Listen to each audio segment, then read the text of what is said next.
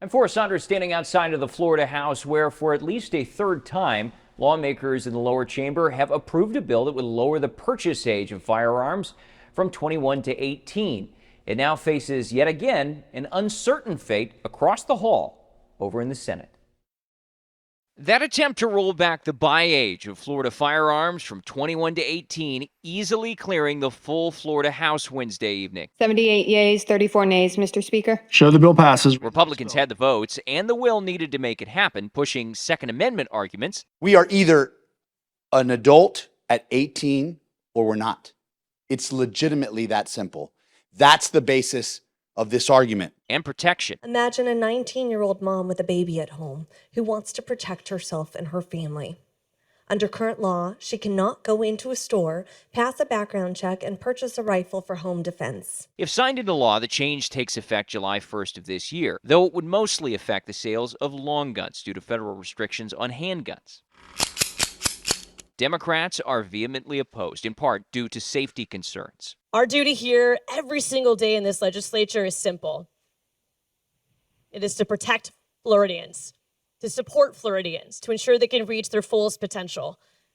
Our children can't do that if they lose their lives to a gun. And also because the bill is a repeal of a reform made post-Parkland shooting, in which 17 Floridians died, 18 more were injured. My fear is if this should ever pass, the next school shooting will be in your hands. The legislation next heads to the Senate, where it faces an uncertain fate.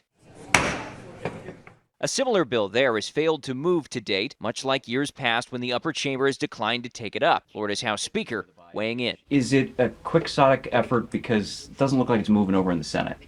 I think there's still time for it to move in the Senate. I wouldn't go out there on a limb and say that it's dead in the Senate. I think that's premature. The issue is likely the Senate president. Ben Albritton has said in the past that he's not sure what the right move is. I'm working through that in my mind, right? Because the most important thing I want to do is to do what's right. And certainly the most important thing that I don't want to do is make a mistake. So I'm thinking through that. Though a lifelong NRA member and a concealed carry advocate, Albritton has resisted other gun law changes like repealing red flag laws or full open carry, saying he backs law enforcement, which doesn't like either. Where he now lands on the buy age, Florida waits to find out.